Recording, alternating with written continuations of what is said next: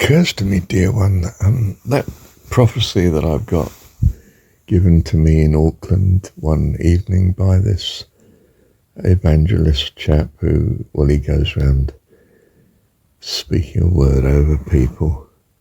And you may have thought, well, it's a bit out of place. Well, what's this doing in Marshall's recordings? And I didn't know. I just know that it was an experience and I wanted to put it on recording for you to know about. But it's this, isn't it? I mean, he was heralding a notion of a change of ministry. He was thinking of it in his religious way, of course, because he's an evangelical, Pentecostal type, charismatic Christian. He's a loner. He's not really subject to any church. He's just 21st century ascetic. Older man, experienced as a pastor, wants to be a blessing to the desperate, to the ignored, the poor, the migrant, the one battling with life. He and his wife, in that sense, a heart of gold, you see, held in contempt by most of the world for being just a silly religious person. Held contempt by the Christian religion that he still owns. Because he's not quite of that mould at all. He's actually living what he believes. Good on him and his wife. And he's speaking a word over this, what he would see as probably a very middle-class Englishman. But earnest, very earnest.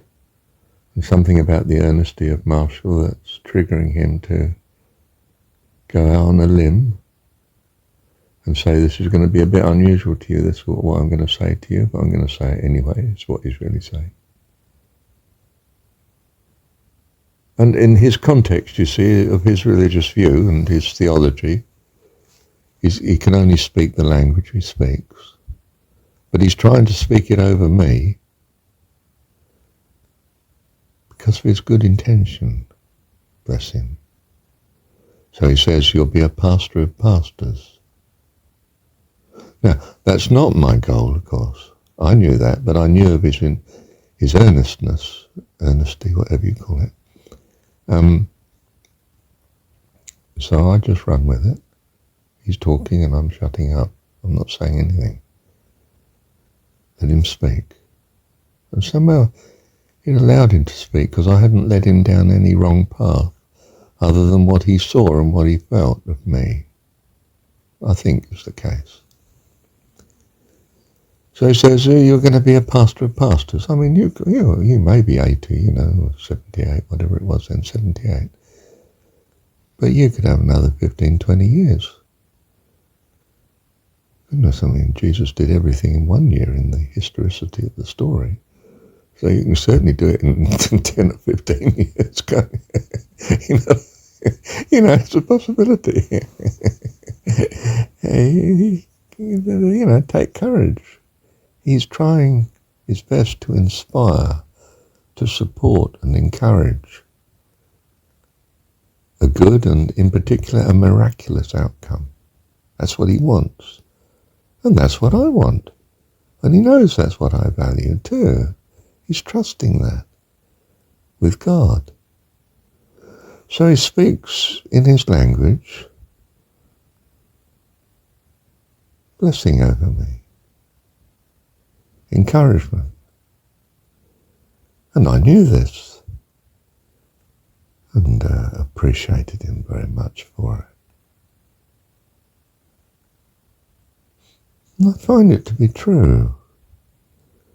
Not in a worldly organisational sense. I'm no church pastor or or evangelist that's leading other pastors.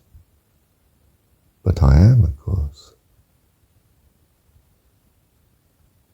In a sense, from the world's point of view, I very definitely am.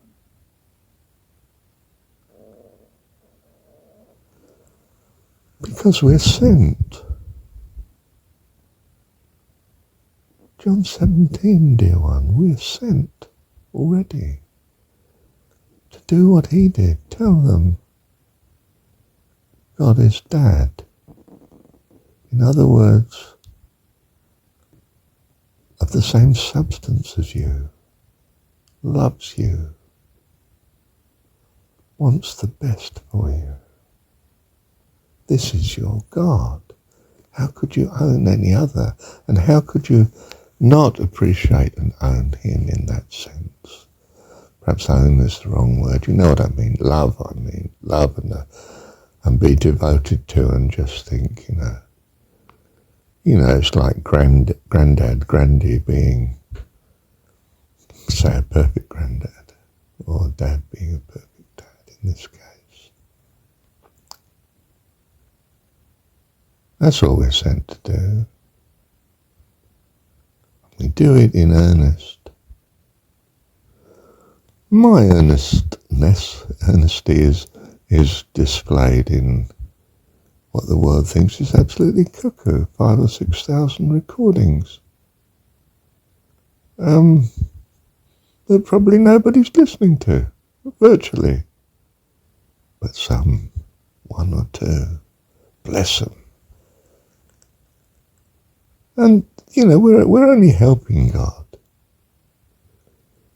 If I tell you I'm the world evangelist with billions of followers, it's phony. This world is full of unbelievers. That's what it's here for.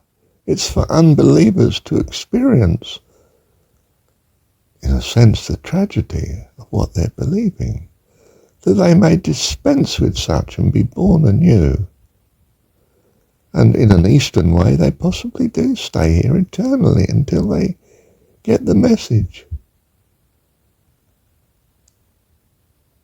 But we don't want them to be here eternally. We want them in heaven. We want them to graduate. And one or two do all the time. And that's just wonderful. There's a party in heaven when it happens.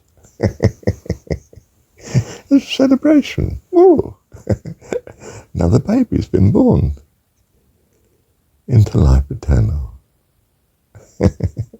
Come back to the family of heaven in newness of life, full, glittering, wonderful, eternal, complete life